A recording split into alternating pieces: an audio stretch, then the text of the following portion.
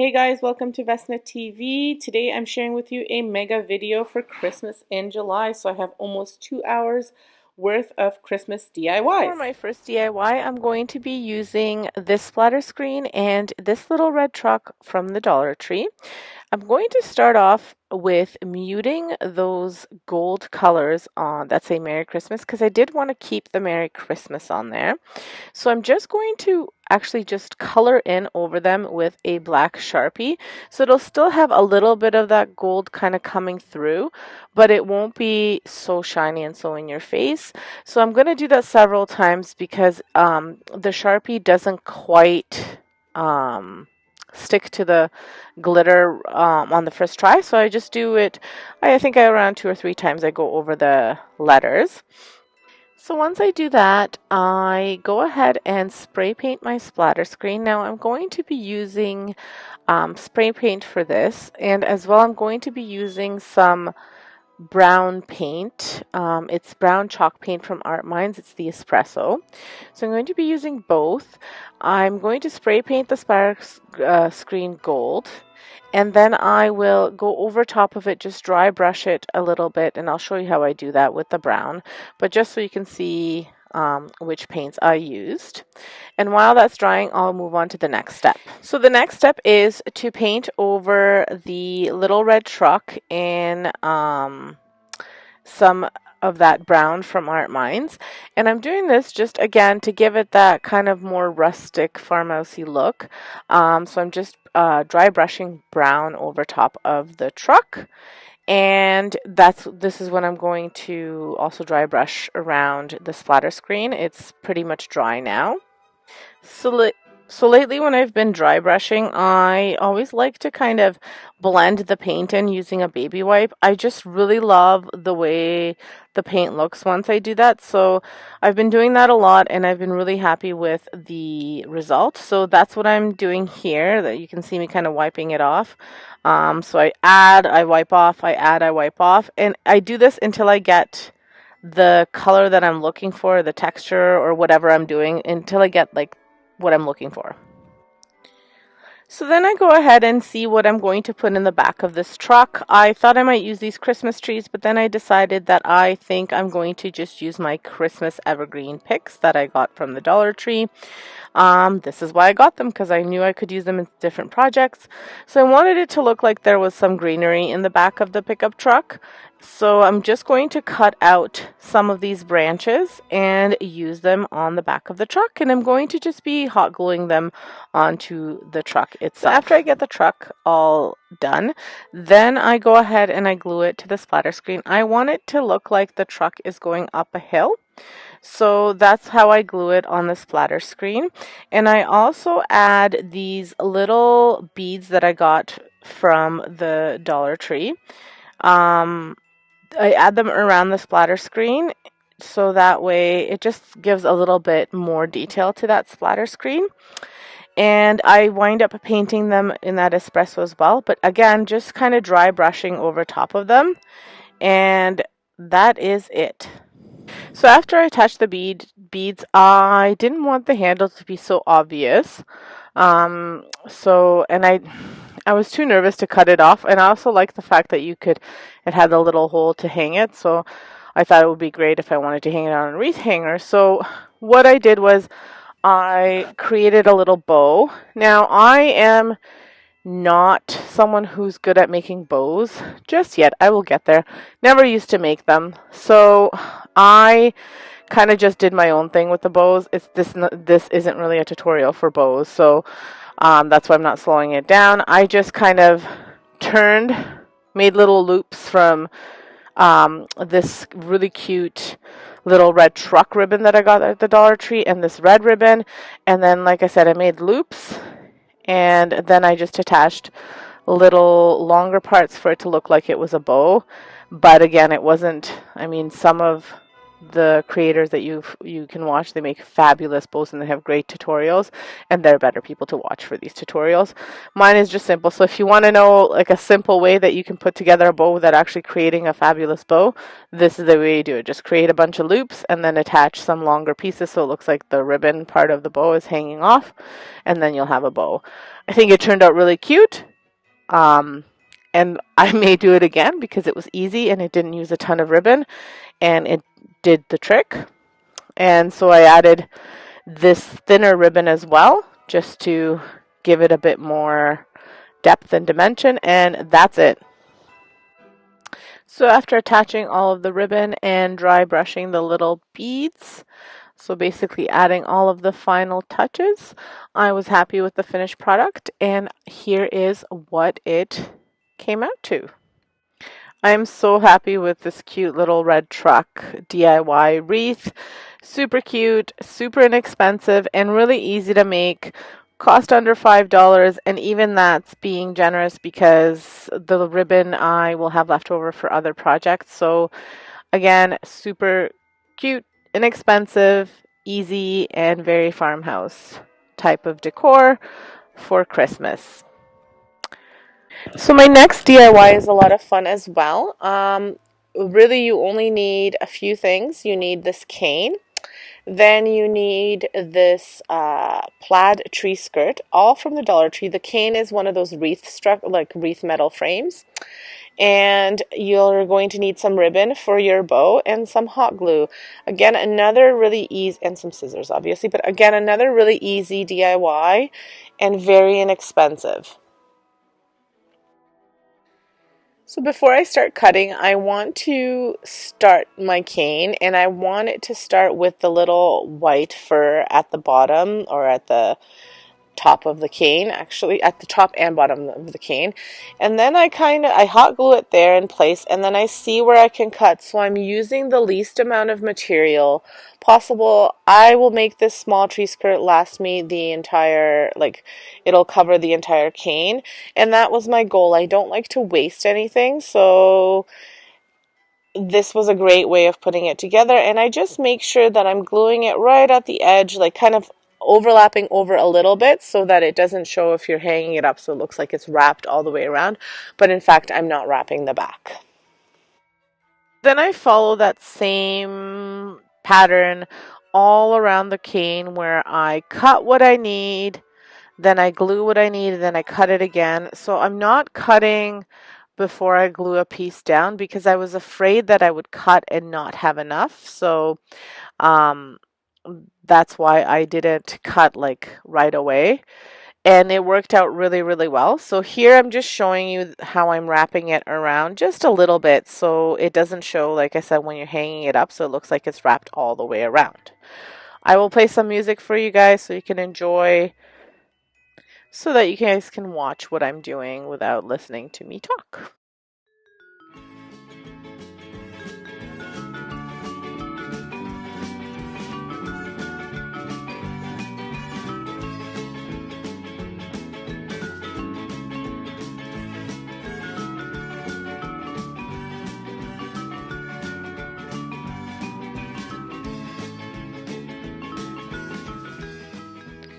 So one more quick thing, where you can see where I'm joining the fabrics together, I do a straight fold so that way the seam isn't so visible, and it's right around the curve so it looks like it was a part of the cane in the first place, but I will also be adding a bow there so it won't be as visible.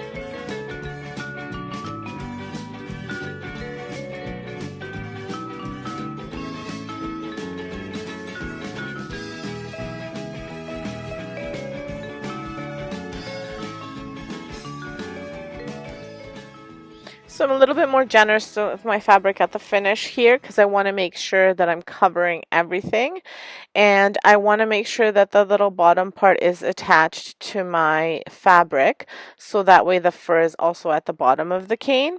So here's what I'm talking about. I'll just overlap everything here, and it'll be actually just a little bit past the bottom of the cane, the little fur, but that is okay because I need it to be at the bottom. I wanted to have a nice little finish there.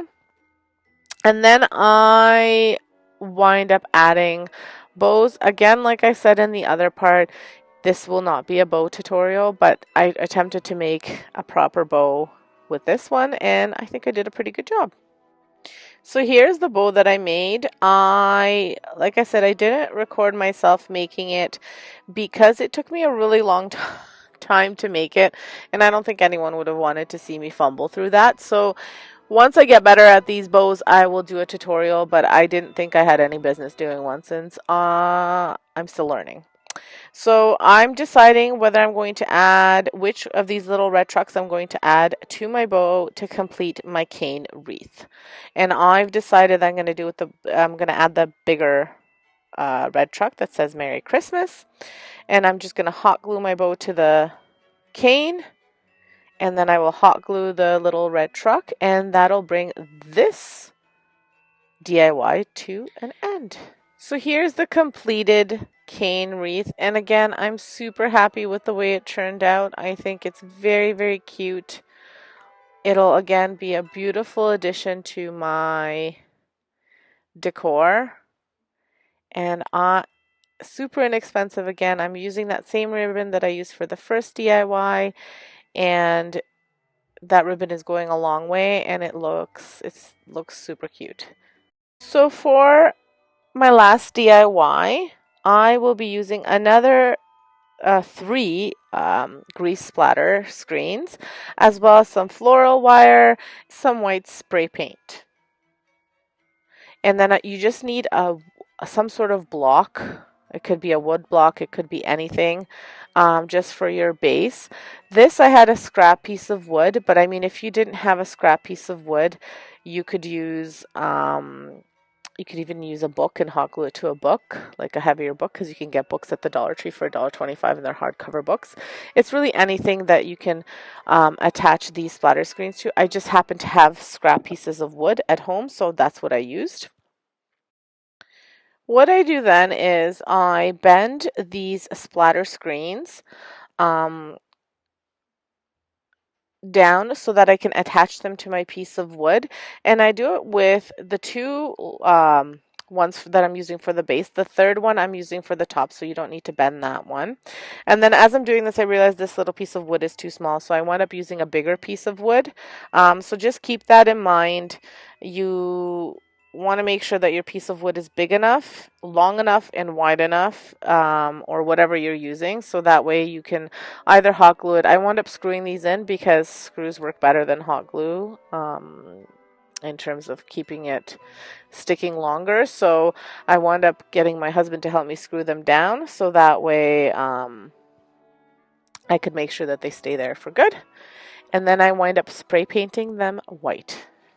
Before I spray paint, I want to make sure I attach all the splatter screens together and then screw them in as well. So I'm just attaching them. This is where your floral wire comes in. I'm just attaching them with the floral wire. The base screens first and then the top screen. I'm measuring to see whether they'll fit on my block, and then I'm also measuring to see whether I like the way that looks as a snowman. So this is kind of to your liking. This was my measurements were. So if you want to make one exactly like mine, I did 6 inches apart. So just so that you're aware, but that's how I did mine. So, but you can do yours however you'd like. Once I attach my screens, I quickly realize it won't work with my small block. So I go ahead and I just grab another piece of wood that I had. I believe this is from some sort of shelving or something that we had, or I don't even know. It was just a scrap piece of wood that I found in my husband's workshop. So I'm going to hold it down while he screws it down. As you can see, it's as wide as the snowman, and it'll actually even look better in the long run. So if you used one of those books from the Dollar Tree, the bigger hardcover books, it would hold it down, and you could glue it down as well. So really, just because I used a block of wood and you don't have one, you don't have to go out and buy a block of wood. You can just use something like that, and obviously not screw it in, just hot glue it together. And if you don't have white spray paint or the gold spray paint like in the previous project, you can always just use acrylic paint. I just found it to be easier with spray painting. I didn't record the spray painting because that's pretty self-explanatory. I've done lots of spray paint tutorials as well, so if you want to see that, you can see it on a different video. Just for the sake of time, I didn't want this video to be too long. Once that's done, I just go ahead and I have this little sock from the Dollar Tree. It was a pair of socks that I got. One sock I'll use for another DIY, and then this one I'll just use, I'll cut it down so that it makes one long piece, and then I cut it in the middle to make two pieces so I can make a nice little scarf for my snowman. And then I use some black cardstock from the Dollar Tree for his buttons, and then a piece of felt that I had, but you can get these at the Dollar Tree as well, in orange for his nose, and the black cardstock I use for his eyes as well as his mouth. You could do buttons. I just didn't have enough buttons, and I believe the Dollar Tree has buttons for sewing and stuff, so you could always use those, but this is what I chose to use. I also used that cardstock to make a top hat for the snowman. So one sheet gave me all of this. One black sheet gave me enough. It was enough for the hat, the nose, the mouth. The hat, the mouth, and the buttons. So I wound up adding some boxwood to the scarf as well as some tissue paper to the base of the snowman, and I painted around the base in white just because for some reason the paint didn't stick. You could use acrylic, I used chalk paint, and I attached the hat as well as some of the leftover red ribbon to the hat and another little piece of greenery to complete my snowman. Here is the finished snowman. I think he is super cute, fairly inexpensive to make, and super easy to make.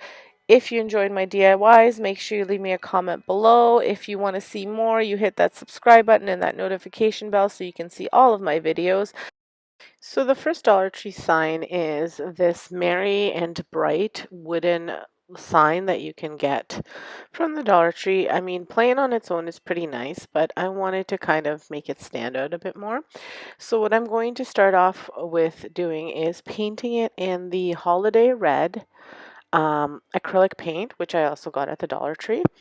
And I only need to do one coat of this. It's fairly easy to do, so I'm just going to paint it in that holiday red and let it dry off. Don't mind my mat. I do a lot of painting on this mat. I'm trying not to damage my table so much, so I've cleaned it off. So I'm going to be using this mat. I will eventually either paint the mat or try to steam off the paint. We'll see. To make sure the sign looks completely painted, you want to make sure that you're going in between the letters as well, so you're getting the grooves, otherwise the brown will show.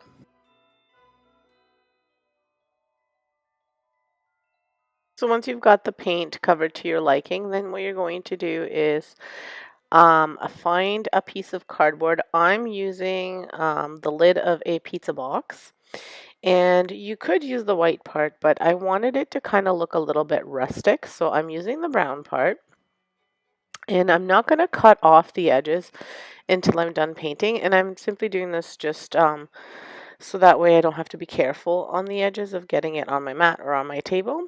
And you're going to basically kind of dry brush this on. You don't want to cake on too much paint.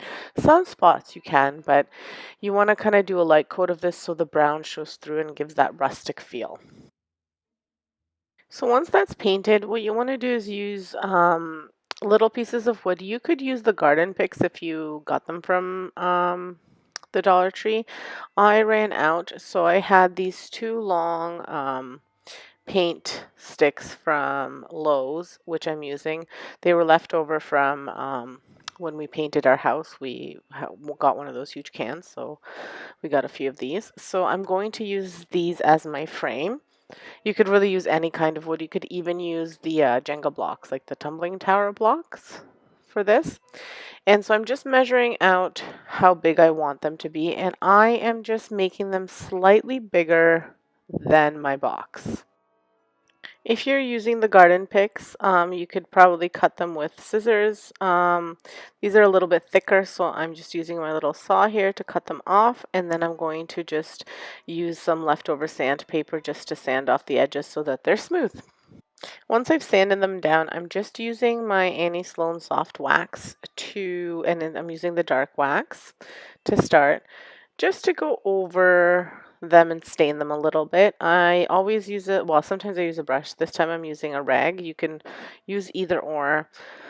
I like the rag because you can rub it on and then rub off the excess, so it just soaks in however much you want. So I make sure I get all the edges and everything around. And with the wax, it's important to let it dry a little bit in between coats if you want to add a second coat. So that way you're not rubbing off everything. So just to let the wood soak it in a bit.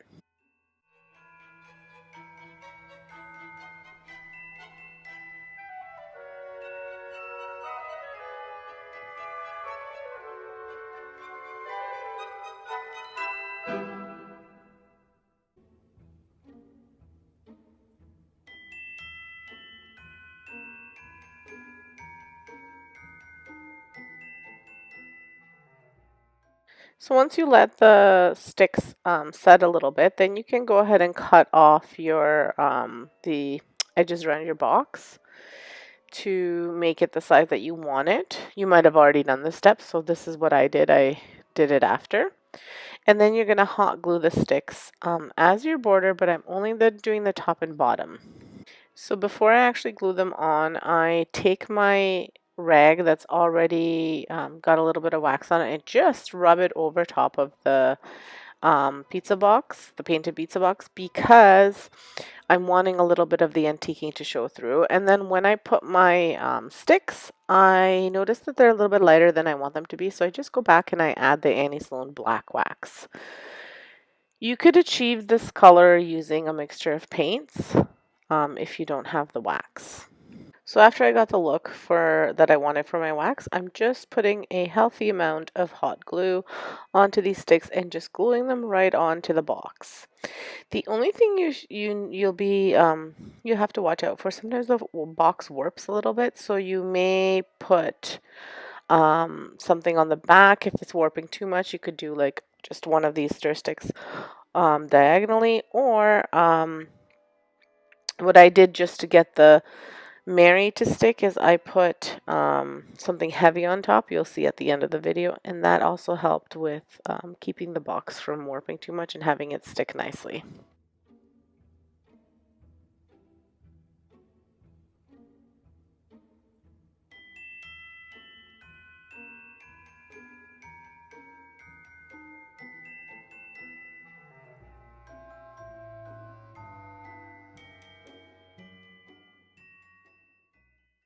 So for the Mary, I was going to use some hot glue, but then I decided I just wanted the weld bond.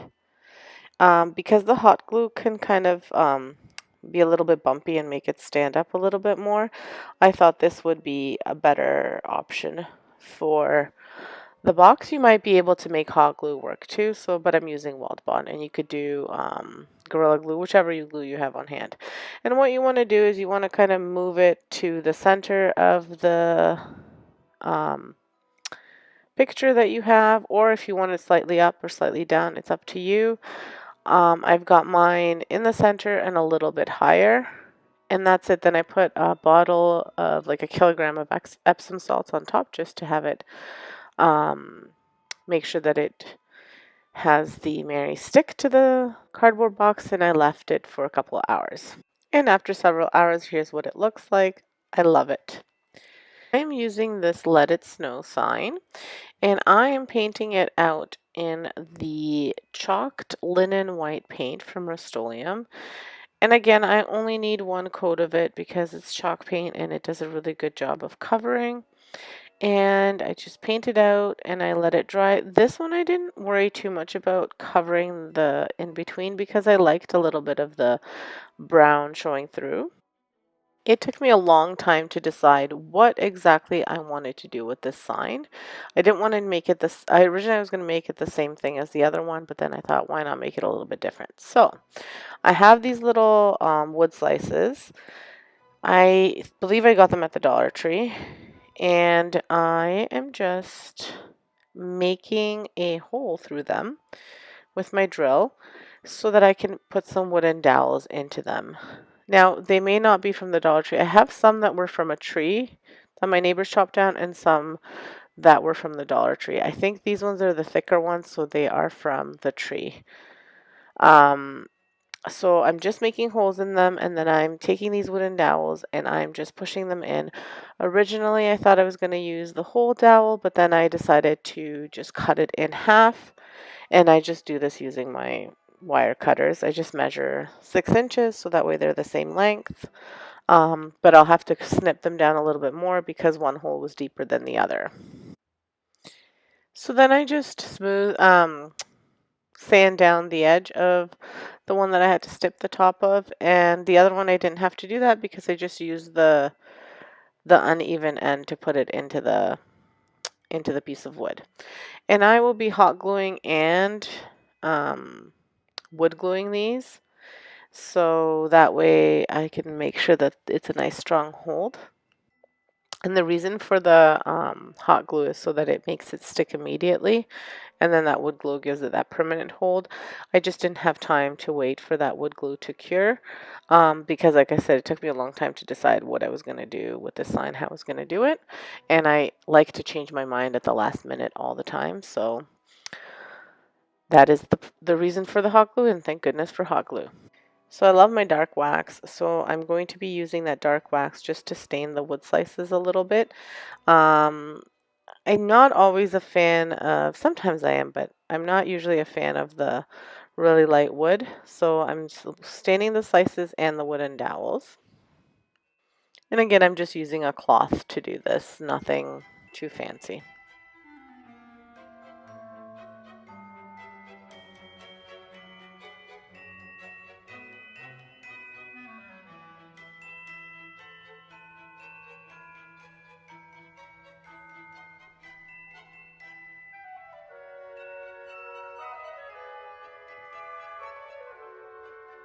So once I've got them stained with the wax, I'm trying to position to see how I'm going to put the Let It Snow. But before I do that, I decide I want to add a little bit of snow to the bottom of these wood slices. So I have this fur that I also got at the dollar store, and I'm just going to hot glue little bits of it so it looks like fluffy snow.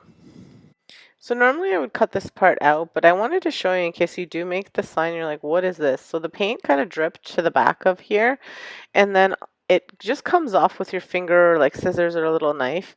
These little things that are sticking, like little pieces of paint that are sticking out of the, like from the letters.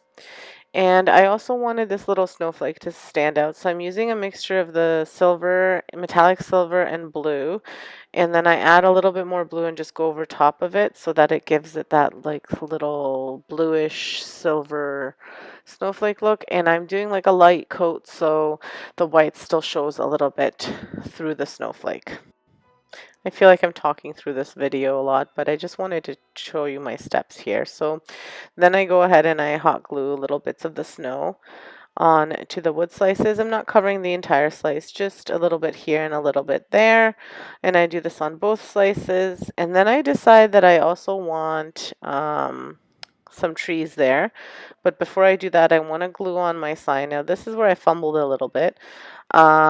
Just because the wood slice is higher on one end, so it wasn't sticking properly. And then I wound up moving it to the edge of my table and having the wood slices hang down. And then I glued it that way. And again, I used a combination of wood glue and hot glue, and then I let that sit for a few minutes maybe like 5 minutes so that the hot glue would set. Then I put in on a little bit more hot glue just to make sure that it was holding it right now because I couldn't clamp it down or anything like that. So that's what you see me doing here. So once that's set for a little bit, I just go ahead and I put these Christmas trees. They're the miniature Christmas trees from the Dollar Tree, and I just glued them to the one side, to the one slice, and then I put berries on the other slice. And that brings this project to a close. Again, another easy project to do, very inexpensive. You only need the signs, some wood slices, and little embellishments, and it turned out really great. I'm very, very happy with it. So for me, these projects cost me under $3, but really it's more like $2 because I had the Christmas trees and the berries on hand and I didn't use the full package of them. I'm making a pallet wood sled, repurposing or redoing some Christmas bells and repurposing a milk tin. So the first project, I'm creating a sled out of this pallet, and I will be having my husband help me take it apart. So we're carefully, as careful as you can be because everything is nailed. We've taken it apart. So what we did is we cut it in half and we saved some of like lengthwise, and we saved some of the boards in the back and just left them there. And then these other ones we took out, and then I'm just placing them one on top of the other. And I also saved a piece of the long wood there. I've just placed it for just for me to see how I'm going to put this together. And then I'm just drilling screws into the sled so that way it stays nicely together and I'm not having to nail it. And in case I want to take it apart down the road, it's a little bit easier to remove screws than it is nails. And I'm having a hard time with the drill.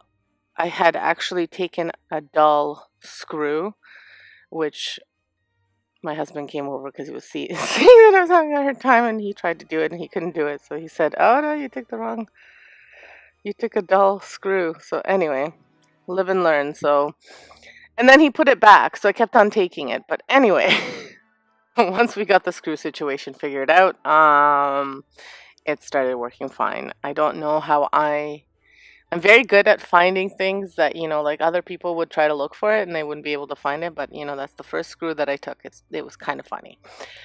So anyway, I screwed down the boards and then I didn't even have to cut anything to size or anything like that. The only thing that was cut was the pallet was cut in half so that I could keep those back boards so that I could easily screw on these ones. And then just the little piece of wood that you'll see kind of where you attach the rope to the sled, that piece was also cut to size. But other than that, very minimal cutting, which was great. I used pretty much all of the half of the pallet board, and I'm using the other half. I'll be doing like a little wheelbarrow, and that'll be kind of my summer fall decoration. Sorry, I almost misled you. There was a little bit more of a cut because I decided I wanted the sled to have like a round curve. So my husband wound up cutting just the top boards of the pallet. Once they've been screwed in, he just cut them just so they would be kind of like in a circle, like a curved shape.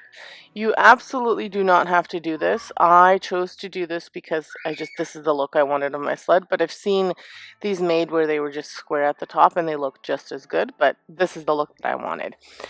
So then what I'm doing here is I'm going to screw in this belt. This belt is an old belt that had ripped, so I thought it would be perfect for this sled, especially since I'll be keeping it outside. So I didn't want to hot glue this because the hot glue won't withhold the freezing cold temperatures. So you just screw it in and you're going to try to find a spot to screw it in so that way you actually have a firm hold. My husband likes to kind of hover around when I'm using any kind of power tools because I am very accident prone, so he always likes to make sure I'm okay. It's very cute.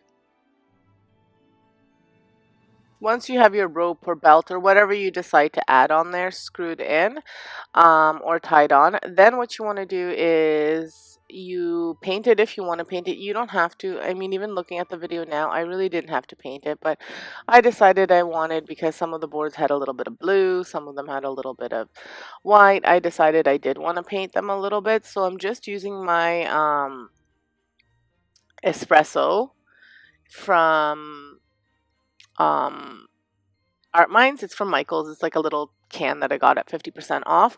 And I'm just lightly going over the really light parts and the blue parts. And then what I'm going to do is just apply a little bit of dark and light wax. And that's about it. I'm kind of just dry brushing. I like the imperfection of the wood, but I didn't want so much white and blue showing through. So that's all I'm doing. So once you get the look that you're going for, like I said, if you don't want to paint it, you don't have to, but I just wanted painting it and waxing it a little bit, and then I'm going to make it Christmassy. Now, what I love about this sled is that I don't have to have it Christmassy. I could have it out all winter and just leave it as is and not have the Christmas type of decorations, maybe just have some greens in there. So I'm really excited about this sled. I will have to go and do a Home Depot run because I need something to seal this wood so it's protected from the elements. So I'm limiting how much I'm going to the stores. So I'm gonna need some dark wax, some antique wax, and some sealers. So I'm gonna run to Home Depot probably this weekend and get all these things. I'm trying the Rust-Oleum antique wax this time around, so I'll let you guys know in my future videos what I think of that. But you do want to seal this because it is going to be sitting outside. So I mean, if you want to keep it for a few years, why not seal it and have it be protected? So the wax I'm just adding to mute the brown and to kind of just to give it a lot of depth. I always like to kind of mix colors and waxes to make things even more rustic looking than they are. You did see me at the beginning of this clip just paint that belt, and that belt I painted with a little bit of red paint, but with the brown still being on my brush, so I used the same brush. And that just so it wasn't, because I didn't really like the color of the belt. For the final touches of the sled, I'm just attaching these picks that I had left over from actually last year. I had bought them for some outdoor arrangements and I never wound up using them, so I'm going to use them on this sled. They're from the Dollar Tree, so I think I used about 3 or 4 picks here, so under $4 or $4 at the max. And I'm using zip ties to attach them because zip ties are plastic and they'll withhold the elements. Like I said, I didn't want to use hot glue because it won't withhold. And I had a little piece of burlap left over, so I just tied a bow to it, and that's it. So these are the bells that I had picked up at the thrift store. They were about 50 cents for all 4 of them, or sorry, for 2 of them, so about $1 for all 4. I have seen them at Dollarama, so if you're from Canada, that's our dollar store, but it's $1 and more, so I think they were about $3 for a set. Or for one, I can't remember, but they were quite expensive because they're larger. So, but I saw them and I thought, great, if I color them, paint them, they will look awesome. So what I want to achieve with these is kind of like a galvanized look, but a little bit darker. So what I'm doing is first I'm going to paint them with my Rust-Oleum Country Gray. And I'm just going to paint over them so they're not so shiny because they're really glittery. And I obviously can't, maybe I could have sanded off the glitter, but that was a lot of work that I didn't want to do. So I'm just going to paint them here with the Country Gray and let them dry. So here's what they look like all painted and dried. I only did 1 coat of them. I just made sure that I covered them really nicely, and the silver ones were easier to do. I didn't even have to do such a heavy coat on them because they were already silver, so the gray covered it quite nicely. The red I had to do, I just take my time a little bit more because with the little holes in between, the red was coming through, but I still only just did 1 coat for both. So then after I did that, I brought them outside to where I'm going to be hanging them, and I'm going over top of them with some silver. So this is a silver metallic and blue and black acrylic paint. And all of those paints I'm going to be putting in a little bowl and using my dabber to just paint over top of or dab over top of the bells to create like a little galvanized effect. So initially I don't mix the colors together, but what I do is I put them all in the same bowl and they eventually wind up mixing together. And I just dab so I get that look that I'm going for. So sometimes I have to go back and put a little bit more blue, and then I notice there's too blue, and then I put a little bit more black. It's just whatever you want it to look like. So that's what I did here. I just kind of went over top. I always start with the blue and the lighter colors first, and then I just do the top coat so that way it the darker coat so that way it kind of blends in the blue colors. And you just want to blend it all together is what is kind of essentially what you're going for. So after I do that, I do it several times over each bell. Some bells I have to do less, some more, just depending on how I mix the colors. And I'm not too concerned about them being identical because if you're looking at aged galvanized buckets or bells, they're never quite identical because they age a little bit different. So I obviously do this for all 4 bells, and like I said, I'll put them side by side. If one is like really, really light and the other one is really dark, then I'll fix them depending on whether I like the darker or the lighter better. But you don't need to worry, like I said, too much about them being identical, just that they're similar enough so that way they look like the same bell, but just age differently. So what look I got here was kind of like a galvanized black stainless steel type of look mixture together. So still a little bit shiny, but more like on the darker side, which is beautiful. For the first ornament, you're going to need a pine cone, some green acrylic paint, as well as either a cork from a wine bottle or one of these little birch stumps that you can get at the Dollar Tree as well. So what I'm going to do first is I'm going to paint this pine cone, but I didn't have the deep forest green, so I'm just mixing a little bit of black acrylic paint with that leaf green to give me a little bit of a darker green that I'm looking for. And then I'm going to paint this pine cone. And again, all these things you can easily find at the Dollar Tree.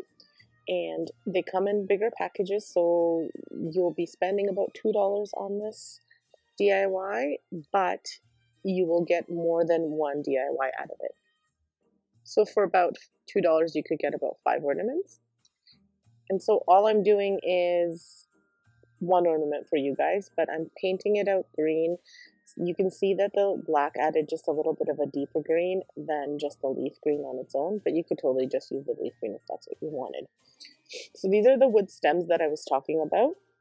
And once this pine cone paint dried, I just attached, hot glued, the stem to the bottom of the pine cone. They're all slightly different sizes, so I just made sure that this one would stand on its own if I wanted it to stand on its own.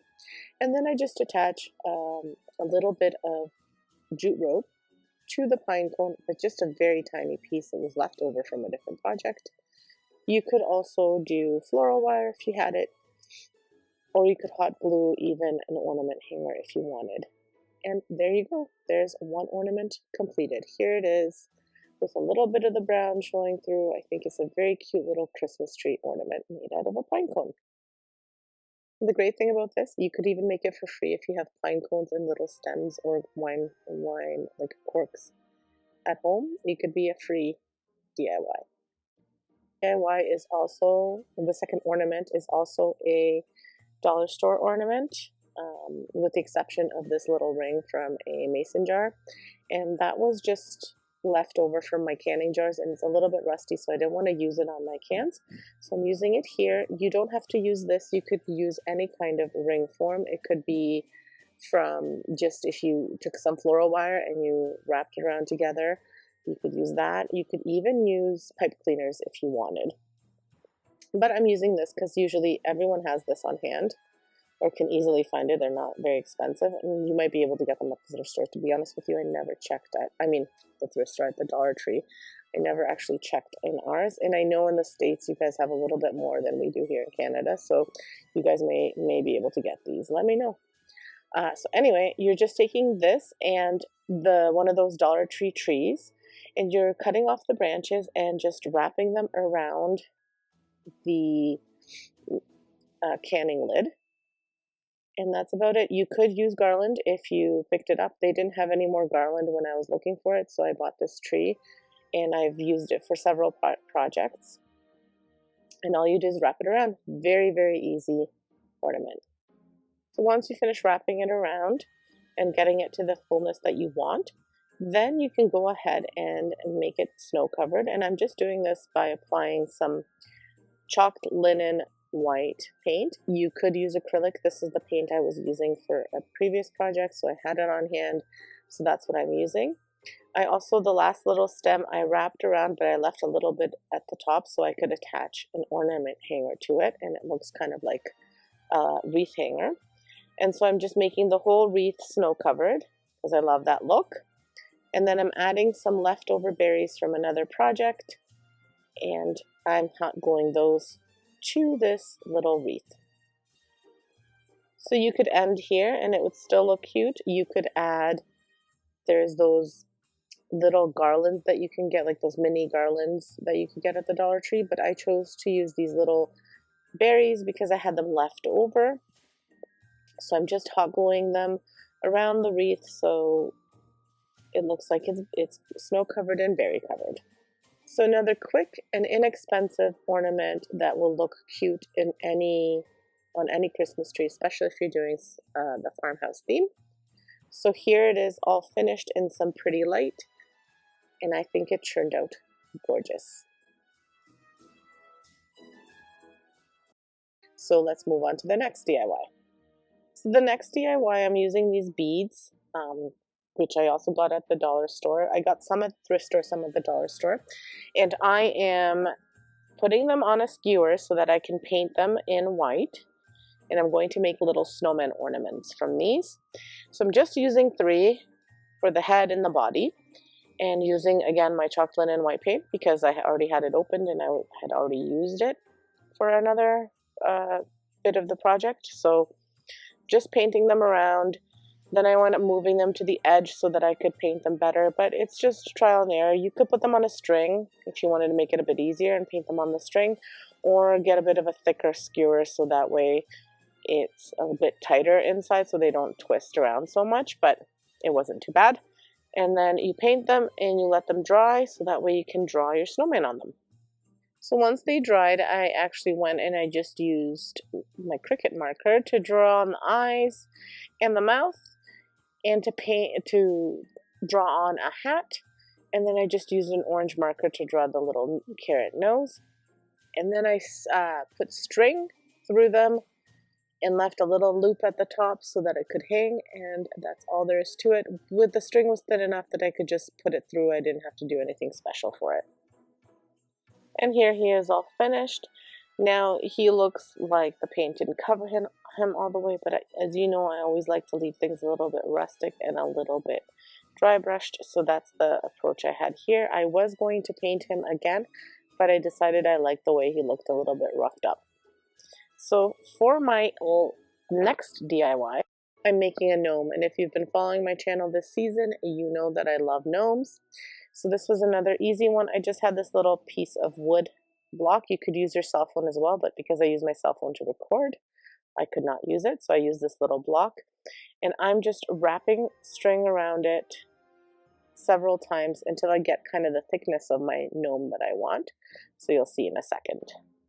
Can't tell you how many times I wrapped it around, but I just kept on wrapping around and around until, like I said, I got the thickness of my gnome, like the size of the gnome that I wanted. So here it is wrapped around several times. And then I just slowly removed it from the block and fluffed it over so that it would look nice, as so. And then I grabbed the top there and I wrapped the bottom string, a new piece of string that I got around and around the top of the gnome. So as you can see, if it kind of got a little bit mixed up there, you just want to make it so it's nice. And I kind of go from bottom to top and then back to bottom several times, again, just until I get the right thickness that I want. And then once I finish that, I just hot glue the end to the back of the gnome, and that's all there is to the actual string part, and then you do your little decorating. For the decorating, I just had a little pick left over from another piece of floral, and I just cut that off and glued it to the top of the gnome. I thought I might use this ribbon, but I decided not to. And then I took one of those berries that I had left over, the smaller pieces, and I attached it to the pick. And then I also attached a nose, which I dipped a little bit into paint and then kind of wiped it down so it was a little bit of a lighter color, more kind of like a skin tone pinkish color rather than a red. And then I hot glued it just underneath the hat part at the front so it looks like he's got a little bit of a nose. And there he is, finished with the paint rubbed off a little bit, and I think he turned out really cute. Again, another simple, inexpensive ornament. And for my last ornament, I am using these wooden blocks. They're the tumbling tower blocks, and I'm painting them out in the chalked linen white. Now, I only need to do the one coat of the white because the blocks are so light, so you only need to do one. Once they dry off, I'm going to be making a snowman, a Santa, a Christmas tree on a red block, and then a Ray Dunn inspired Mary. And this, I'm doing 4 different kinds just to show you kind of what you could do with these. You could kind of do anything, and they're cute little ornaments. So for this one, I'm just going to paint the top red for a hat for the snowman, and I'm going to speed all of this up because you don't need to. I mean, you might decide to do a different design on yours, but this is just to give you an idea of what I did. The other Jenga block, I'm painting partially red, leaving a little bit where the Santa's jacket is white, and then I'll be going over top of it with a paint marker as well to add, you know how Santa has the red with the white fur, so to add the fur part. For the Mary, I'm just using a Sharpie to write the word Mary. I was having a little bit of a hard time, so I'm not gonna show you me fumbling around with it, but I just freehand wrote Joy and Mary, but then I decided I only wanted Mary. And then I wound up painting this one block completely red. I do the other one where I paint the back red and the front is the Mary. I was gonna do another design on the back and have it be a double-sided one, but then I just decided if I just do one side red and one side white, that's enough. And then I use a Sharpie and an orange marker to draw on the snowman, as well as my paint pen to add some white dots. And that's all there is to it. You can freehand draw anything you want. It's really up to you. It's not, I didn't do anything like specific where I traced something. I just freehand drew what I thought would be a good snowman and just added some dots. And then at the bottom of the snowman, I added a bit of red paint too for his scarf. I thought I was just going to do a black scarf, but then I thought, well, the red should match his hat. And then the snowman as well, I did the paint pen and I added the fur using that paint pen. Put a black belt on him with a little bit of yellow chalk marker because I didn't have any yellow paint that was nice and vibrant. I did, but it's very watered down, must be too old, so it kind of doesn't look like paint anymore.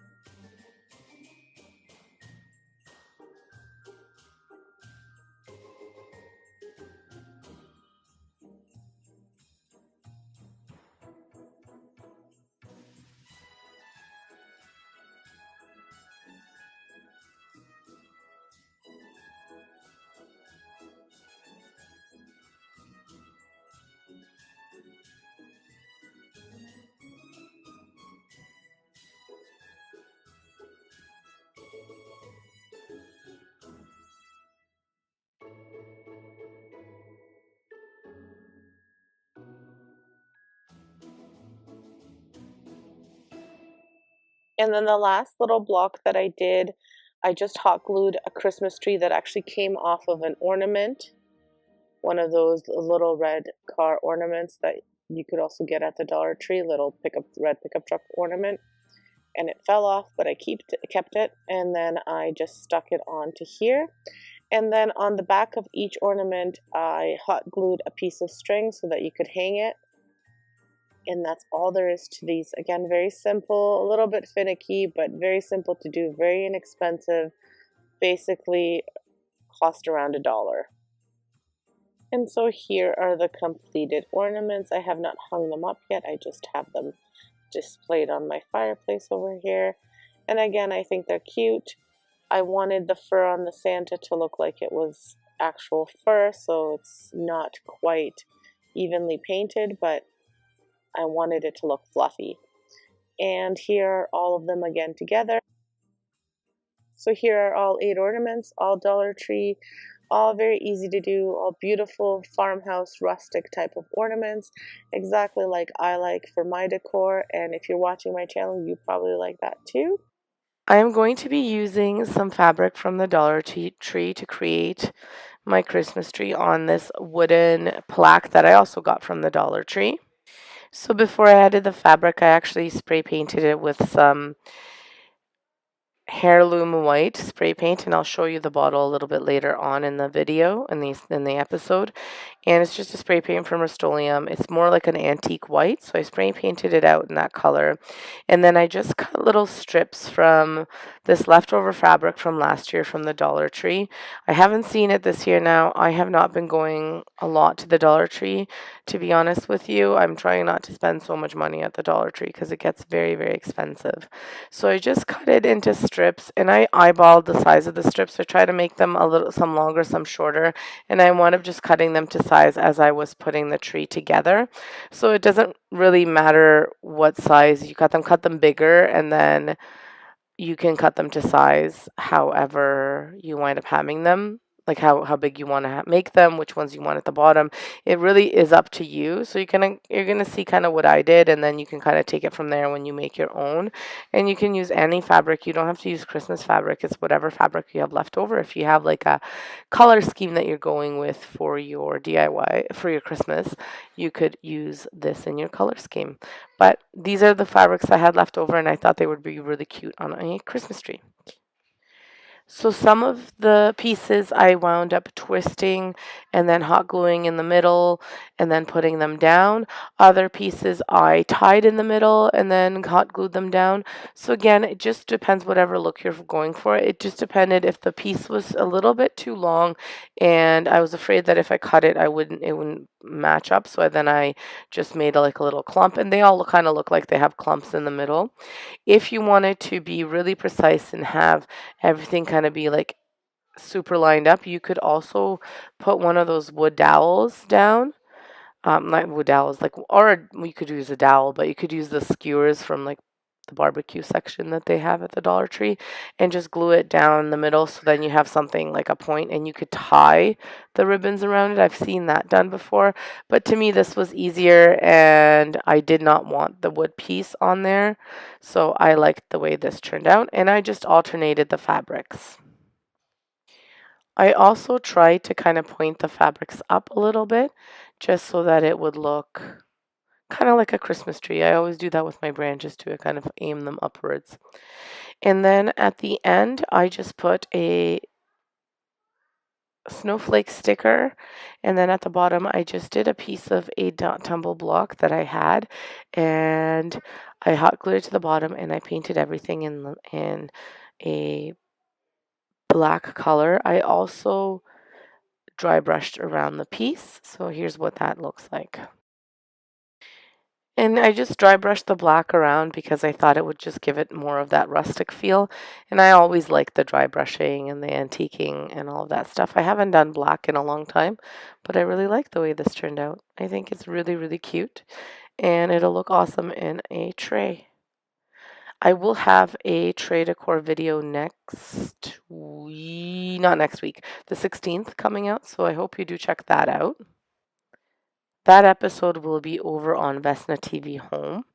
So make sure you check that out. I'll have it posted in my community as well.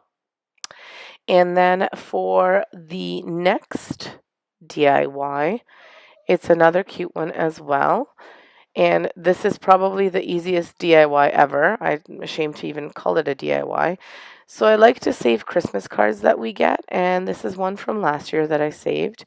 And what I'm doing is I'm taking this frame from the Dollar Tree, and I'm going to be cutting this old Christmas card to size. So what I do is I take out the little picture that's in the frame and I kind of use it as my guide of where I'm going to cut. And then I cut it to size and I put the little card in there, and that is the DIY. I love this frame. I don't want to stain it or paint it or anything. You could if you wanted to. You could use any old frame that you had, but this is the one that I used, and I've used it for Halloween too, and I just love the way it looks, and it's so easy and anyone can do it. Just save your Christmas cards or buy new ones if there's really nice ones that you like.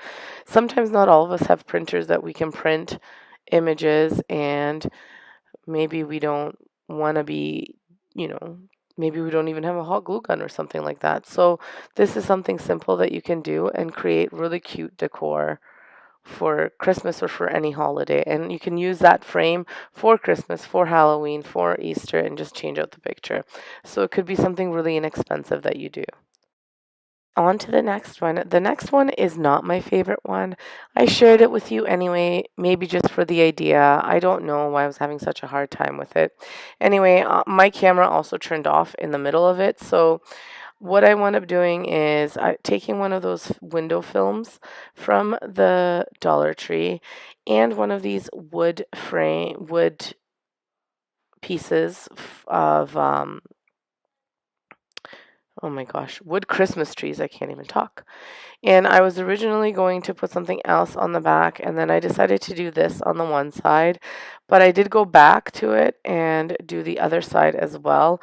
Like I said, my camera turned off, so all I did was Mod Podge the window cling to the wood Christmas tree, and then just go around it with some green paint.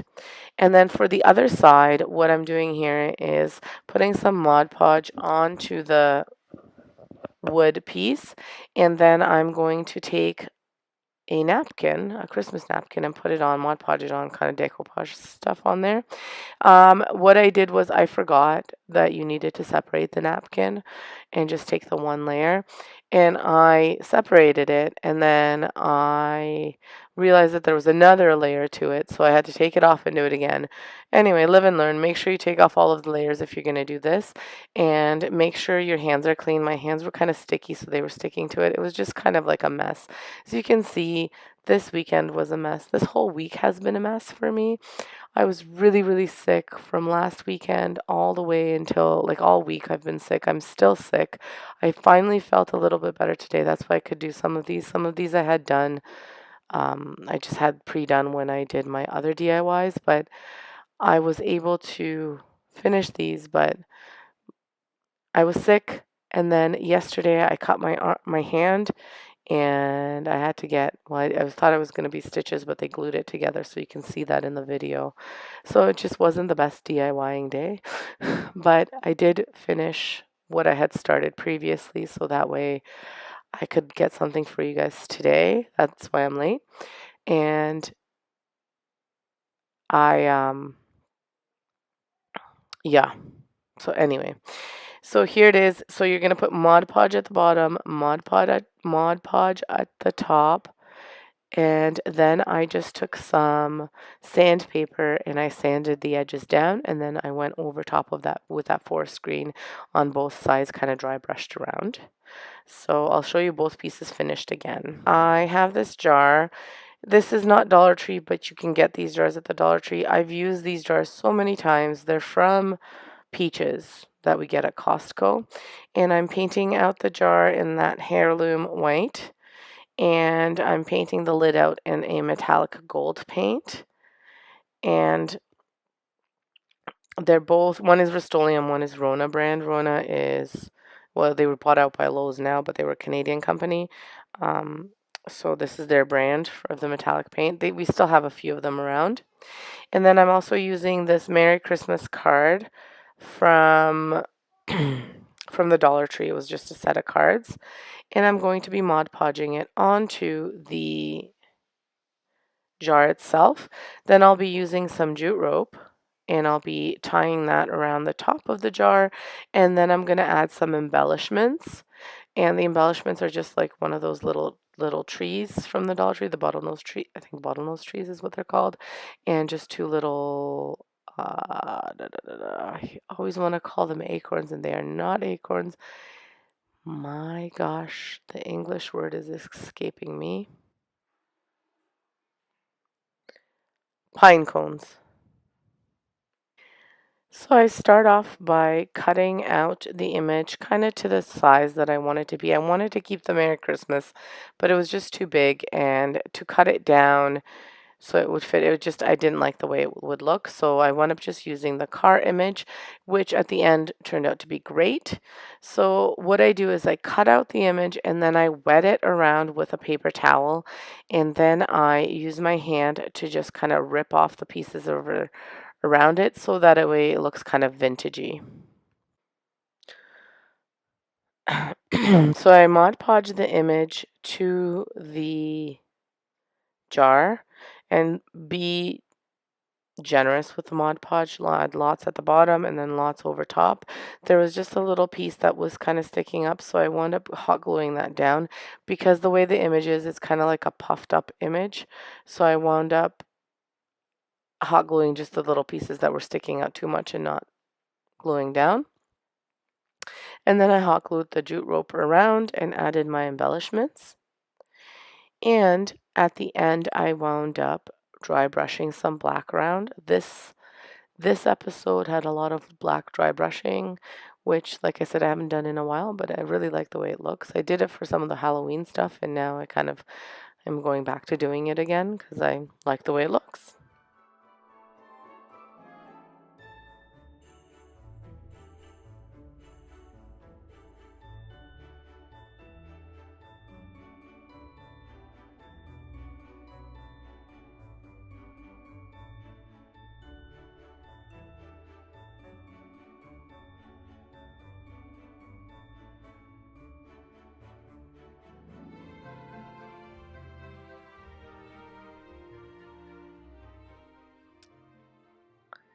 So here's the finished piece, and again, I love it. It's so cute. It'll just look like a nice little tray decor piece. Now I won't use all of these in one tray. That's why I didn't want to really put them, showcase them in a tray. I'll kind of use them in different trays to add to what I already have.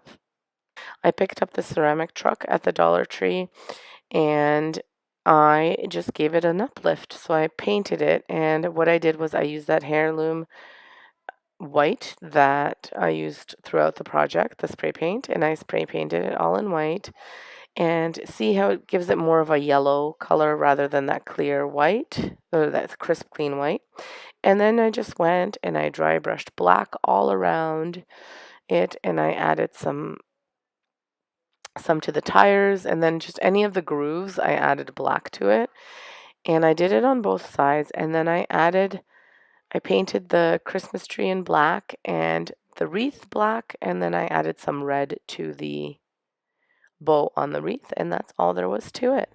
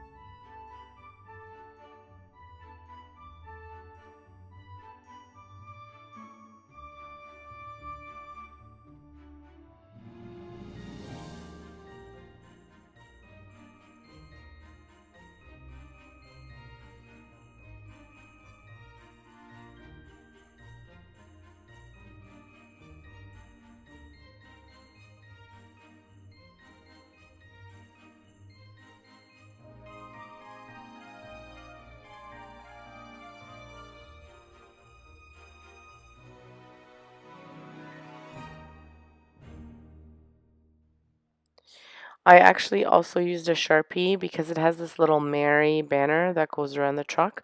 So I used a Sharpie just to kind of outline the triangles, and then I did go with a brush over top in a different kind of green, but I used like a lighter green to go over top of those, and then I used a black Sharpie to go over top of the words where it says Mary.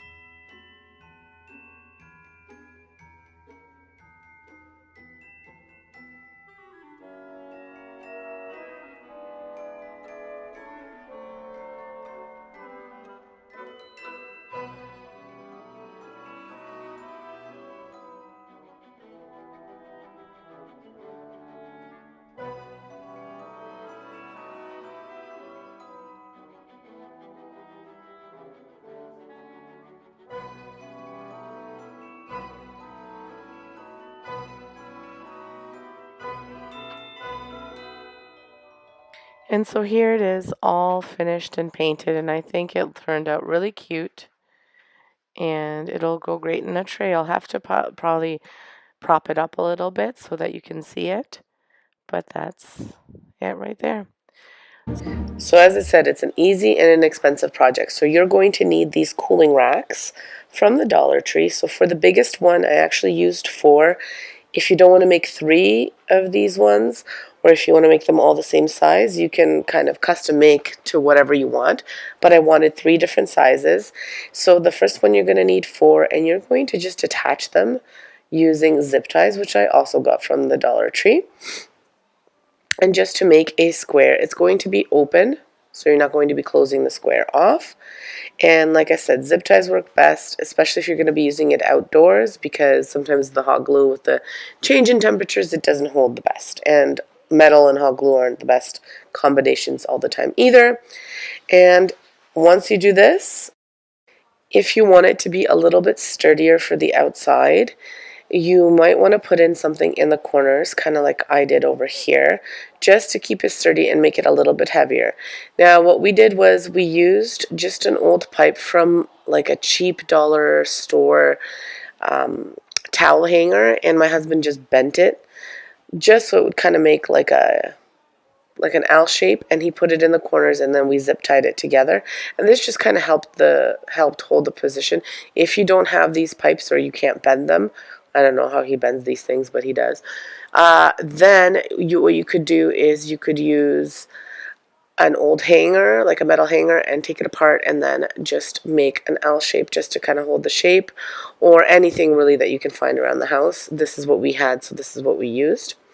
And then what I'm doing is I'm taking some lights. These are actually icicle lights that we didn't wind up using in our decor, and I don't think we will use because some of them aren't working. So I'm just kind of twirling them on the inside using a zip tie to hold them together, and I will have like a clump of them on the inside as well. And this is just to give the illusion that it's a lit up present. If you don't have these, or you don't want to use these, you can always use ones maybe with a timer, if you can find outdoor ones that have a timer that are maybe battery operated. If you have a covered porch, the problem with me is my porch is not covered, so I have to make sure that whatever I put outside can withstand the elements. So I'm using these ones, which were normally outside anyway, and I will just have the little electricity just kind of underneath, tucked away. And that's why I'm not closing the top either. It's just so I can have access to them. But you could close the top. You could put the next part that I'm going to show you, could put that over top and have it all closed. I just didn't want it. I wanted it to be open. But if you have a covered porch, you can even use battery operated ones if the temperature can withhold, like if the temperature outside isn't too crazy that the batteries won't work. But any of those things, or even like a USB one if you wanted to, but just make sure whatever you're using is appropriate for the outdoor elements if you're going to get it wet over there or snow or anything like that.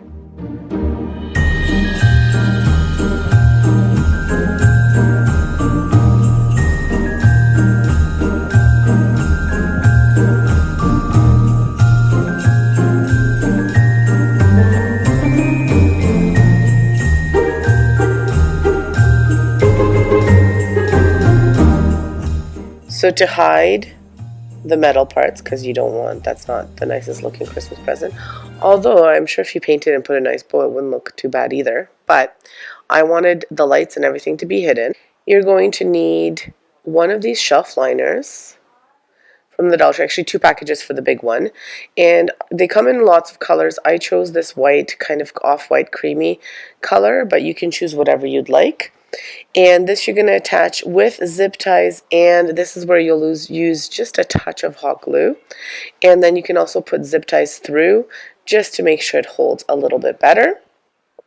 Now I did wrap it around twice, and it was just enough to cover pretty much the whole thing. I think there was one little part at the back where it didn't do like a double and it was just a single, but that's my back part, so I was okay with that. If you wanted it to completely cover, you could cut on piece and just cover it, but I was okay with that. And like I said, hot glue and zip ties to combine both so that it holds nice and tight.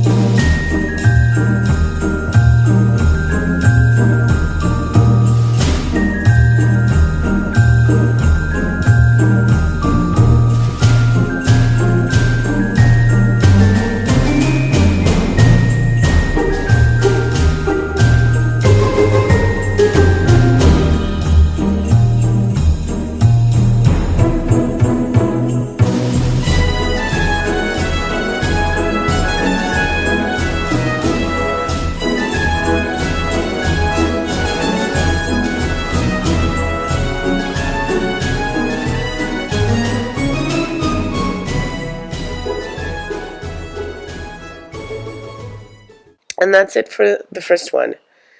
Then for the second one, you're actually only going to need 2 of these cooling racks,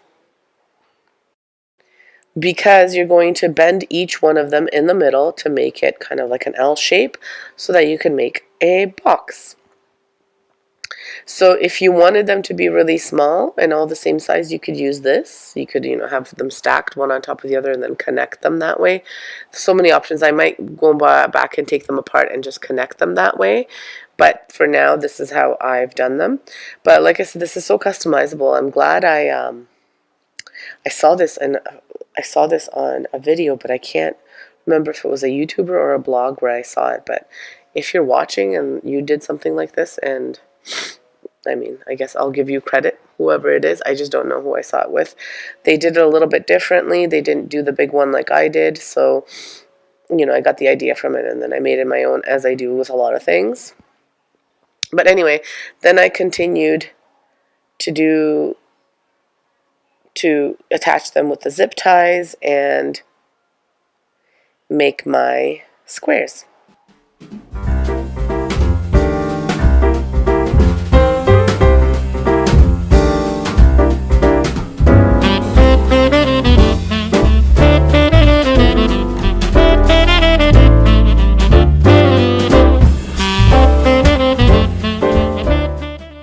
So once you make your shape and you attach it with your zip ties, you're going to need that roll of shelf liner again, and you're going to double wrap this one as well and attach it with the zip ties.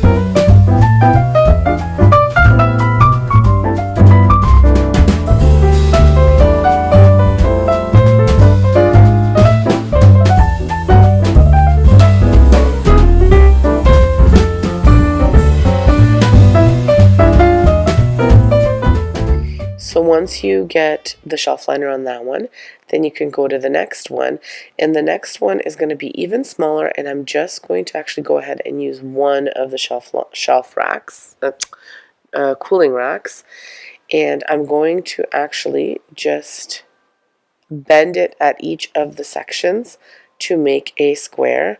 This you have to be careful because you can break it if you bend too hard or too fast or too much. So just really gently bend it until you get your shape. So what I did was I did the outside ones first and then I did the middle.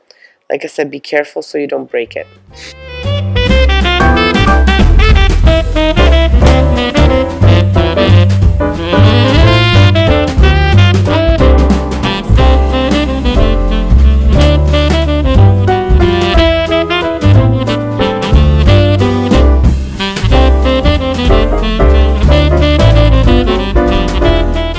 And then again, you use your zip ties to hold them and connect them, and then you wrap it around with your shelf liner.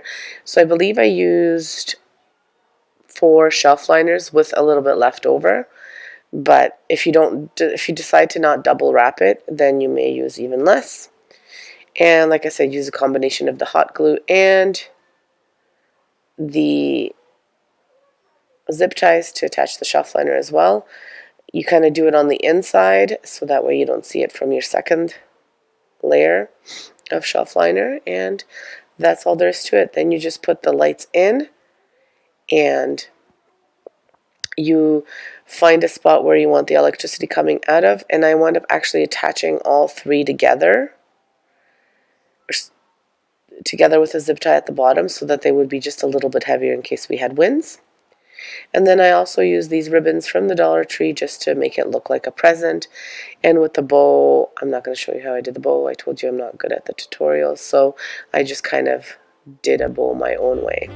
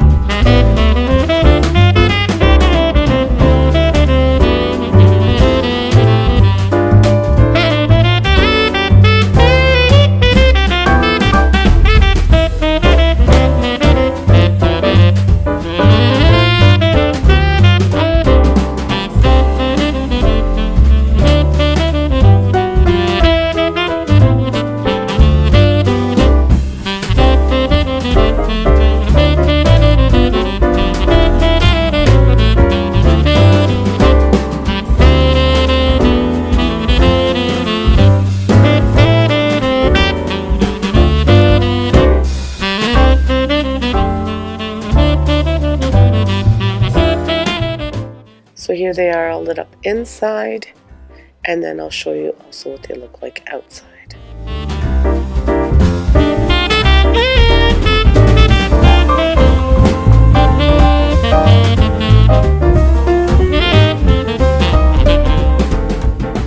Thank you so much for watching, and subscribe if you haven't subscribed. I will be posting a combination mega video next week of all of my 2021 Christmas DIYs, so make sure you check that out. Everyone seems to really enjoy the mega videos, so hopefully you do too.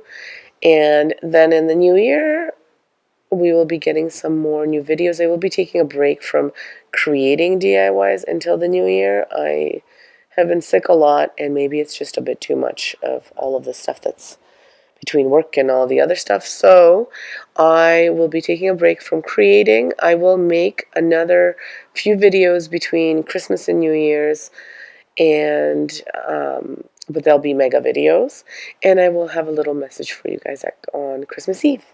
So thank you so much. Hopefully you come back and watch loads. If you are wanting to know when I'm posting these videos, make sure you pop that notification button and it will let you know when I post new videos or things on my community.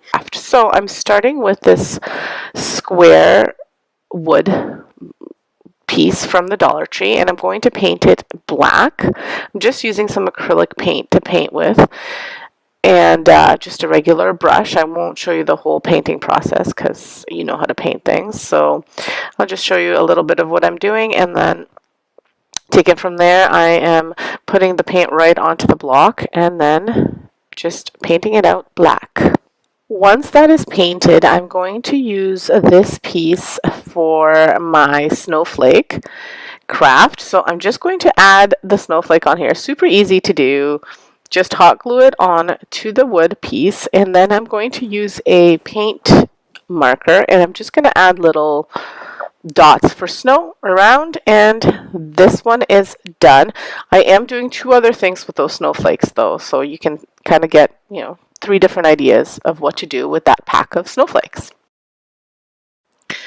So here it is all finished, and if you like this one, and if you thought this one was super easy, the next one is even easier. All you need are a black Sharpie and an orange Sharpie. You could use a normal marker too, of course, and one of these snowflakes, and we're going to make a snowflake ornament. We're going to attach just a little ribbon to the top so that you can hang it off of your tree, or even if you wanted to put it in a tray, whatever you'd like, but super easy to do, and you could make a whole bunch of these. This is something you could even do with the kids, something fun to do, and what a great little craft for $1.50, because we're in Canada. It's $1.50 at the Dollar Tree now, and what a great little project to do even with your little.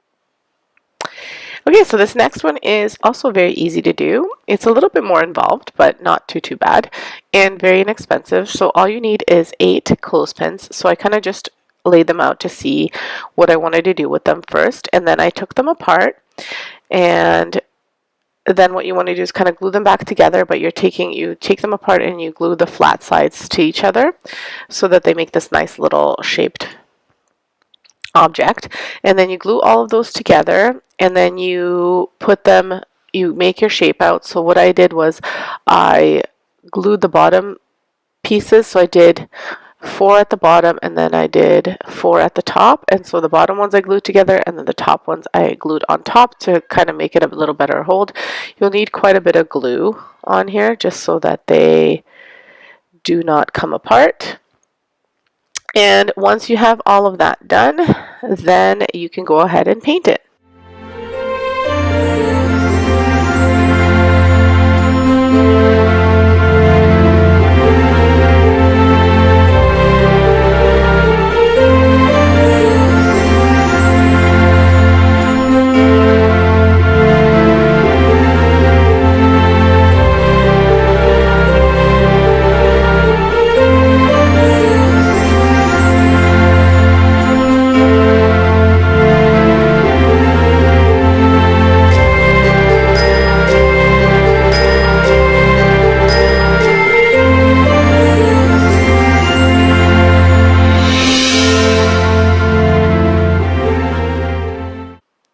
So once you've attached all the pieces, you're going to want to then paint it whatever color you'd like. I chose to do black because I like the contrast of the black and white. And there was a time that I think last year, I made a whole bunch of black and white snowman kind of things for my tray. So this will go in, this would go well together with that. I did not use that in my decor this year. And again, I'm just using that black acrylic paint from the Dollar Tree to get this on. You want to do all the little nooks and crannies of this snowflake, and that's all there is to this snowflake part. Now you're wondering, where's the foam piece? I'm going to show you what I did with that piece. So just to add a little extra layer of fun to this snowflake, I then added that white foam snowflake on top, and it just kind of looks like a beautiful little snowflake for your tray decor, or even like if you had like a little vignette that you were doing, you could use that for. And again, I just use hot glue to attach it, and that's all there is to it. And so finally, here are all of the 3 different versions of the snowflake for you to take a peek at. Let me know which one you like the best. Again, super easy, super inexpensive to make, and a lot of fun. So I'm starting off with painting this wood round white. I'm using the Rust-Oleum chalk linen white paint.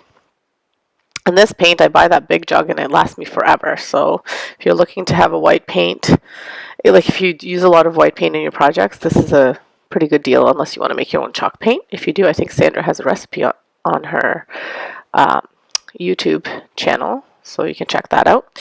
So I created this design. I actually downloaded a free design from the internet. I can link it below, and then I kind of sliced it and made it into my own design. Just for the hand, and then the numbers I just curved. I made a curve out of the numbers. I counted all of them and then I curved them. And I'm going to be painting it out. So it is a Christmas countdown that I'm doing. So I'm using kind of like the Grinch's hand.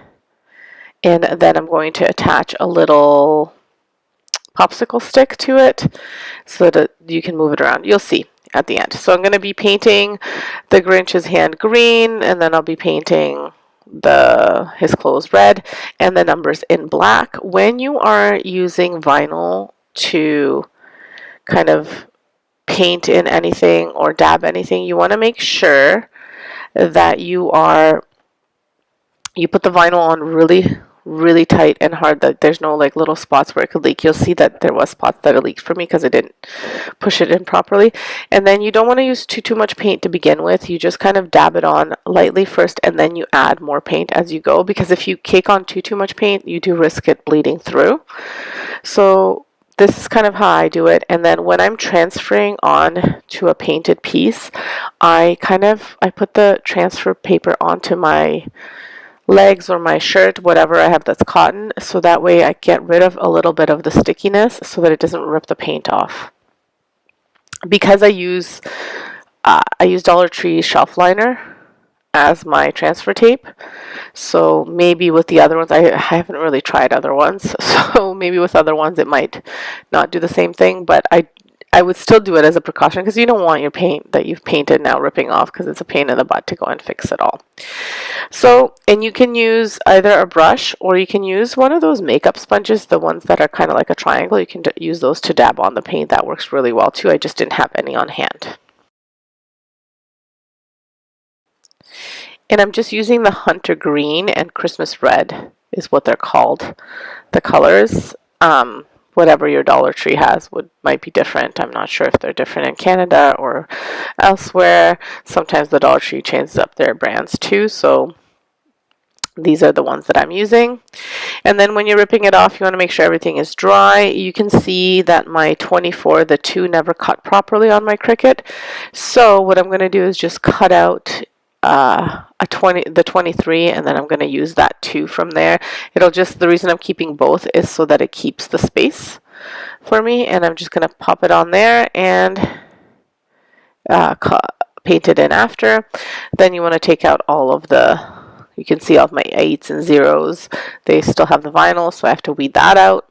And you just, like I say, you just want to make sure that everything is nice and dry before you go ahead and start removing things, because again, you're going to get paint all over the place. And after I finished this, I let it dry. I went ahead and I painted my popsicle stick. Now, it was one of those jumbo popsicle sticks that I'm using, and I'm painting it in black, and I'm also just cutting the edge of it into like a little triangle shape and cutting down the bottom part of it, so that way it looks like a little handle, and it looks like the Grinch is holding the little handle. Now what we did was, and I didn't record this because my husband was doing it, he was helping me out, what we did was I drilled a little hole in to the piece. Now you could use a nail and just break it through, but we drilled, and then I just used a little small screw in, and then on the back I just put that little thing so my little guy doesn't get scratched. The thing is just like a little piece of felt with a sticky on it that you put underneath chairs. And I attached a rope to the top, just jute rope, and I also then cut out the Days Till Christmas, which I used the Easy November font, and I went over top of the Grinch's hand with a black Sharpie just to make it like pop out a little bit more. And I think it turned out really cute. Let me know what you think. I think it's super cute. My little guy loves it, and that's what matters the most. So on to this next DIY. So this one is a little bit less involved, and you don't need a Cricut. For the other one, you really didn't need a Cricut either. You could have just done it freehand, but I'm not that good. So for this one, it's the plastic deer. I'm just using that Rust-Oleum high heat paint, and I'm spray painting it in black, and then I'm going to add a little bit of gold, dry brush gold, to his antlers, and that's all there is to it.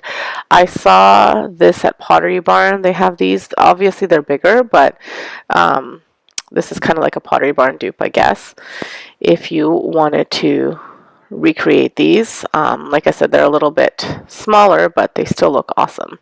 So great little decor piece to put in. I'm putting it on my mantle. It just adds a little bit to the Santa that I have on there. He's just sitting beside the Santa, so he looks good, and it has that matte finish, so I really like that. And then the next one, I'm going to recreate the sign. So easy again. So what I'm going to do is I'm going to remove the beads. I decided to remove them. I will use them in the project, but I'm removing them for now. And I'm going to use this little wreath from the bell that I got from the Dollar Tree. And I'm using this, well, I think it's a shelf liner or scrapbook paper. It's self-adhesive, so it's a sticker that I got from the Dollar Tree, but it's just like a full page.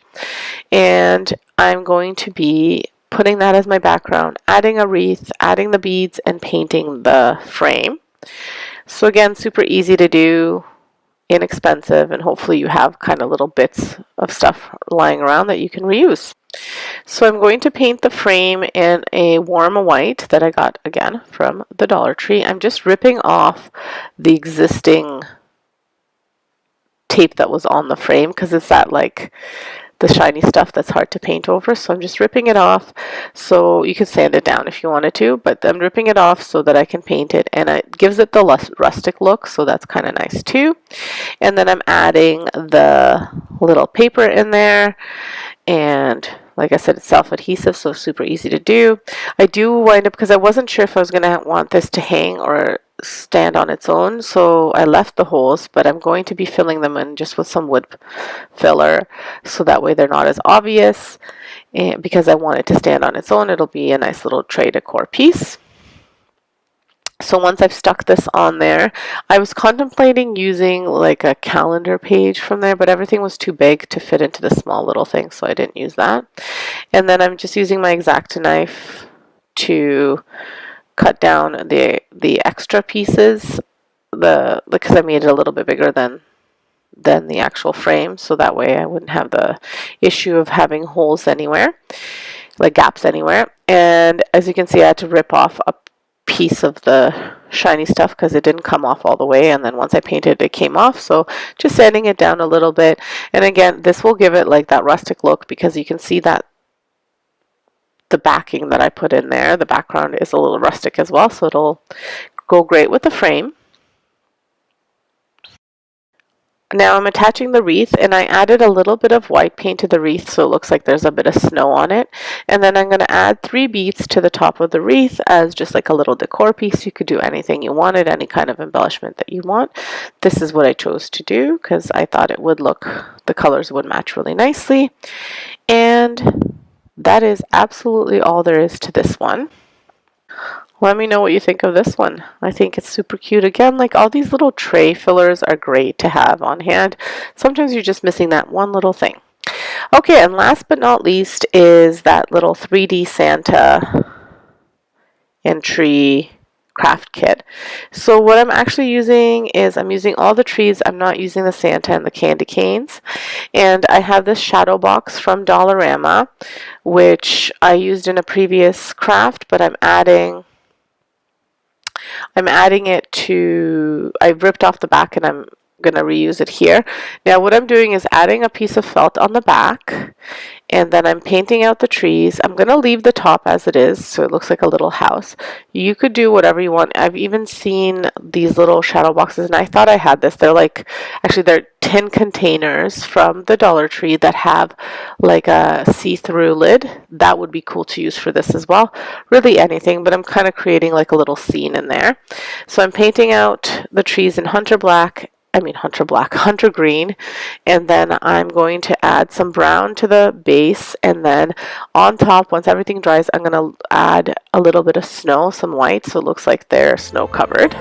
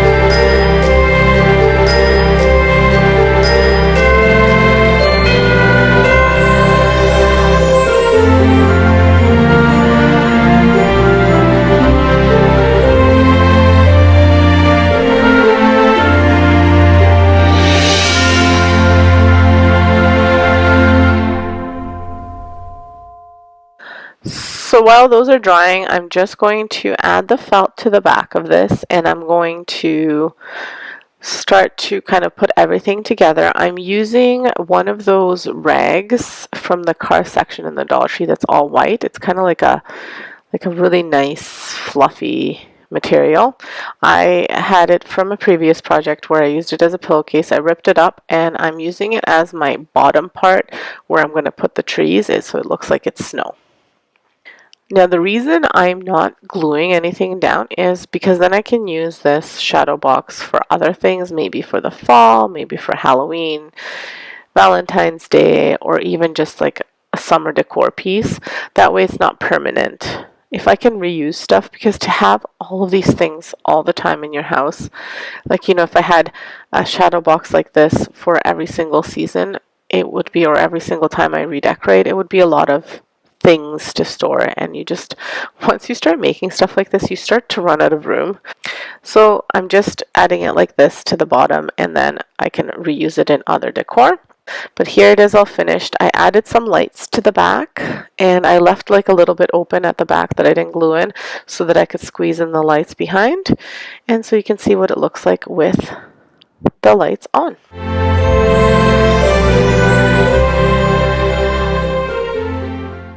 So to start, I'm using this Dollar Tree Christmas tree.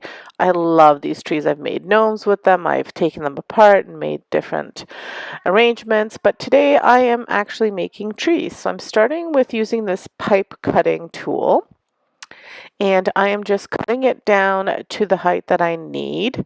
So it just depends on the container that you're using. For me, I'm using a small little box from the Dollar Tree, which I'll show you in a few moments. And so for that, I'm just measuring to see how tall I need it and cutting accordingly. If you have a deeper box, or if you don't mind some of the stems showing, you can definitely skip this step altogether.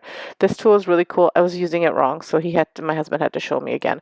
What you need to do is clamp it and then turn it around and not tighten it. I was tightening it and mushing the actual pipe. So it looks a lot more difficult than it actually is.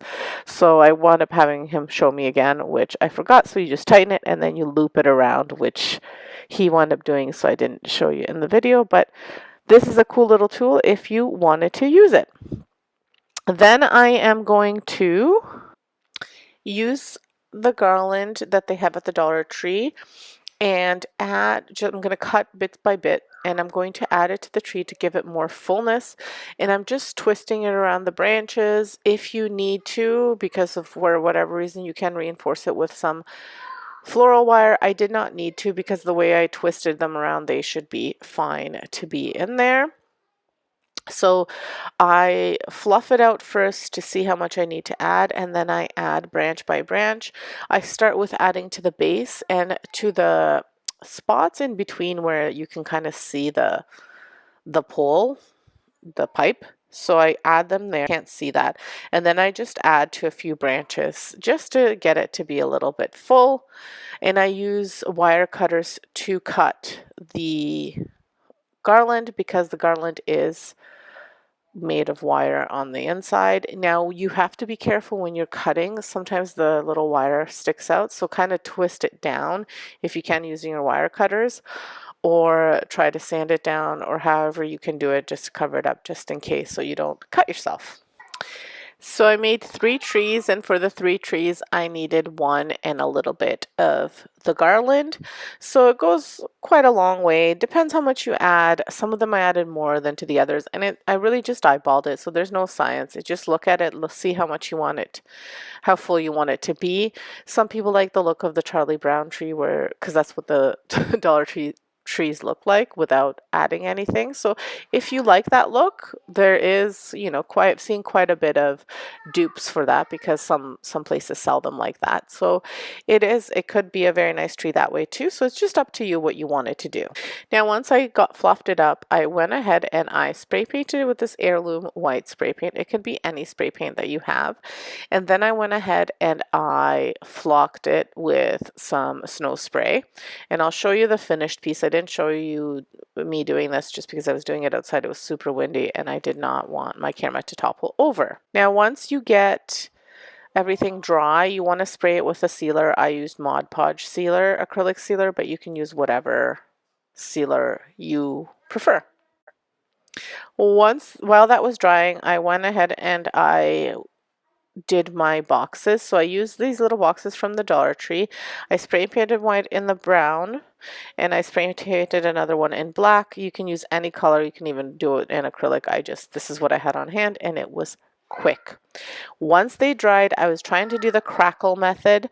So this is where you apply white glue, and then you let it dry a little bit, and then you apply your paint. Now, seeing the finished product, I would do a little bit more glue than I did to begin with, but it worked pretty well. I just didn't want to go and spend money on the crackle medium, which I'm sure works better than the white glue. And when you are applying the glue, you want to make sure that you're not going over top of the strokes that you're doing, and that you're just doing stroke by stroke and trying not to overlap as much as you can. It's kind of hard to do, but because you kind of want to overlap, or sometimes you don't, you know, as you're brushing, the end of the brush is not, it doesn't have as much glue as the beginning. So just try your best, and then once it dries a little bit, but it still has to be tacky, kind of like this, you want to apply your paint. And again, you don't want to go overlap on your paint either. So I did use the Rust-Oleum linen white chalk paint for the top. Again, you can use any color that you prefer. And I did glue the boxes together, one on top of the other. Sorry, not the boxes, the lid and the box together. So what I did was I flipped the lid so that the top was at the bottom, and I put the box on top, and I used some E6000 as well as hot glue to paint it. And I also used a staple gun just to reinforce it a little bit more. I did try to show you that. I have the footage. It's 4 minutes long. I can see it on my iMovies in my media, but I cannot get it to be in my clip. I'm not sure why, but it's just not wanting to go down. So it's self-explanatory. Then I went and I added some hot glue to the inside of the box so that I could hot glue my dry foam, which I also picked up at the Dollar Tree. And I'm just gluing that down so that it sticks and stays. And this is where the tree will go. I'll stick the tree into that. So I didn't use the base of the tree like it comes with. I just used the pipe where I stuck that into the fluorofoam. And here is the finished product. It turned out quite cute. You can see the crackle a little bit. You can see the flocking, and then one of the trees I added a burlap sack around the base just to give it a little bit of a different feel. I also added some deer moss to the inside of the little box just to cover up the floral foam. So here they are.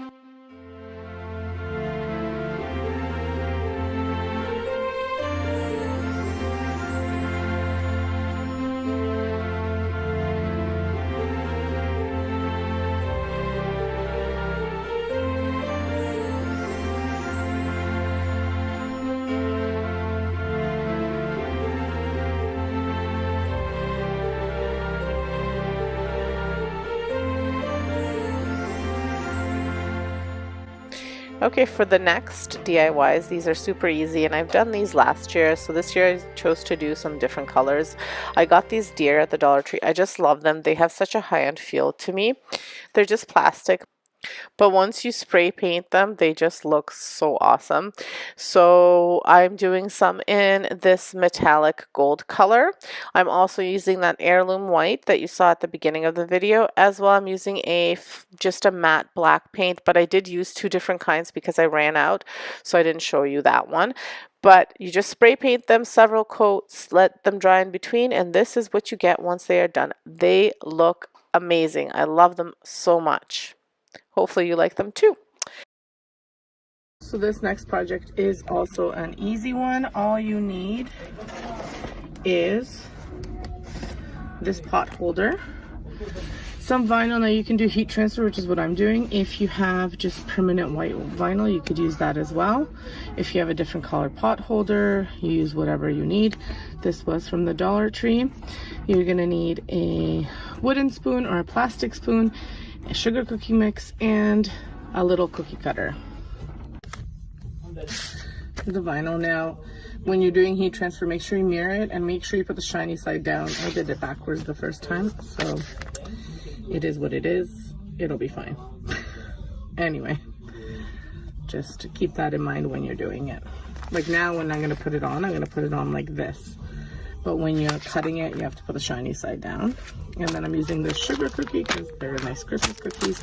You can have one of these and then just a cookie cutter. So the design is from Creative Fabrica, and I will link that below in my description. I was going to create it myself, but this is so much easier. So here it is done. You can put it in cellophane, you can put it in a bag. If you're giving it to somebody right away without having to carry it or anything, you can just give it to them like this. You can, tie a nice little ribbon or something right over there. But I thought this was cute, and I thought it was cute to match the ladle to the color of the vinyl. And then a little cookie cutter.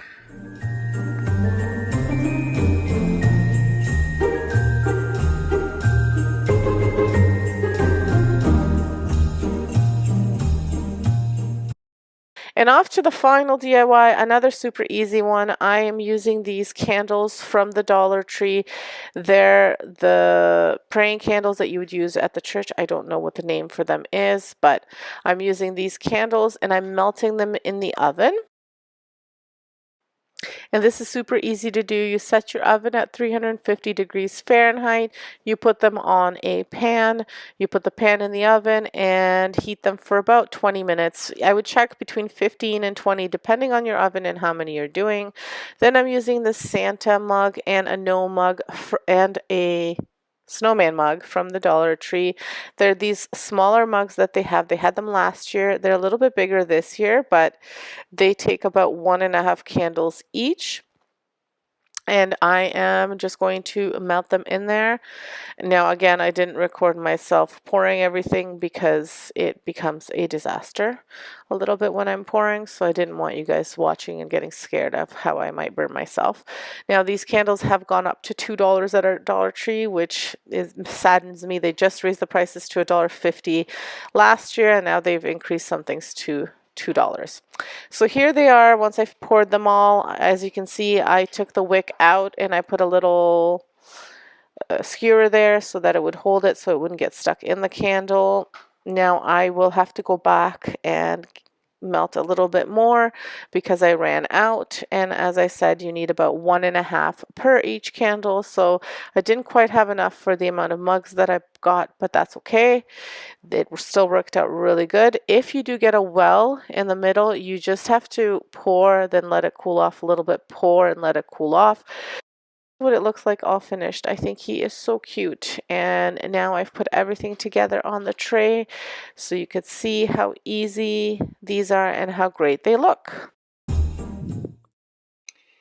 That's it for today. Thank you so much for watching. Have a great day. Subscribe, like, and hit that notification bell. Leave me a comment. Let me know what you think. Thanks, guys. Have a great day. Bye.